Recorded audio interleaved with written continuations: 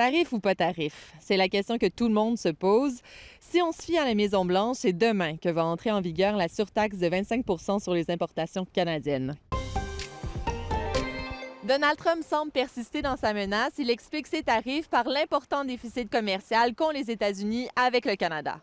Au risque de se répéter, ce que ça pourrait dire pour la Côte-Nord, c'est que ce serait plus compliqué de vendre l'aluminium, le bois d'œuvre, les fruits de mer et le bleuet au sud de la frontière.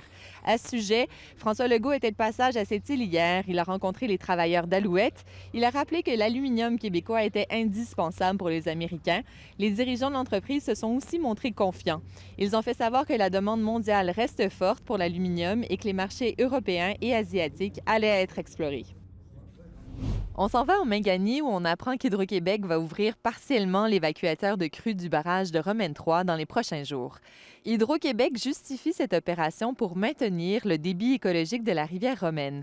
Elle explique aussi que cette opération va assurer la production de la centrale Romaine 2, c'est que le niveau d'eau du réservoir approche du seuil minimal. Hydro-Québec prévient les utilisateurs des risques que pourraient causer les fluctuations des niveaux d'eau sur la rivière Romaine. Connaissez-vous le pickleball?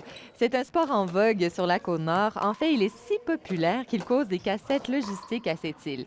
Pour le Club des joyeux retraités, le nombre de gymnases intérieurs abordables ne suffit pas à la demande. Le club, qui compte près de 100 joueurs actifs, a 30 noms sur sa liste d'attente. Les joyeux retraités estiment que 2 plateaux sportifs seraient nécessaires pour répondre aux besoins. Or, le gymnase loué par la ville est aussi accessible aux amateurs de basketball et de badminton. Selon la ville de cette île, il manquerait 3 plateaux sportifs pour répondre à la demande de tous les clubs et organismes sportifs.